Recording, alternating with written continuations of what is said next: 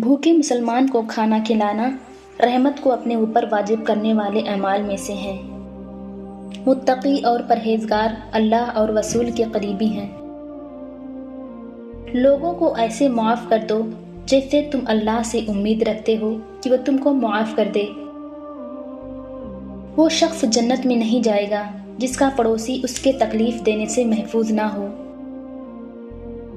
علم انسان کا جوہر اول ہے، اس لیے روٹی بوٹی کپڑا مکان سے پہلے علم کی دولت سے نوازا گیا، کیونکہ فضیلت کا مدار اول علم اور صرف علم ہے، خواہ اولین کا علم ہو یا آخرین کا علم۔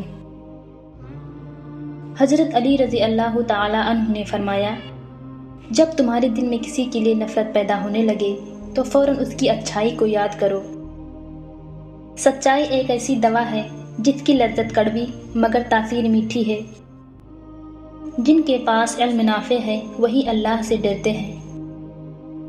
اگر تمہیں ایک دوسرے کی نیتوں کا علم ہوتا تو تم ایک دوسرے کو دفن بھی نہ کرتے۔ جو رسوائی اور بدنامی سے لذت حاصل کرے وہ شخص کس طرح نصیحت سے ہدایت حاصل کر سکتا ہے؟ ہر ایک چیز کے لیے صفائی کی چیز ہوتی ہے، دل کی صفائی کی چیز اللہ کا ذکر ہے۔ جسے کوئی ایذا اور تکلیف نہ پہنچے اس میں کوئی خوبی نہیں۔ ریاکاری اور دکھاوا ثواب کو غارت کر دیتے ہیں۔ جو شخص اللہ اور قیامت پر ایمان رکھتا ہے اس کے لیے لازم ہے کہ مہمان کی عزت کرے۔ اللہ اور اس کے رسول صلی اللہ علیہ وآلہ وسلم کی اطاعت کرو اور آپس میں نہ جھگڑو کہ بکھر کر کمزور ہو جاؤ گے۔ دنیا کا عذاب یہ ہے کہ تیرا دل مردہ ہو جائے۔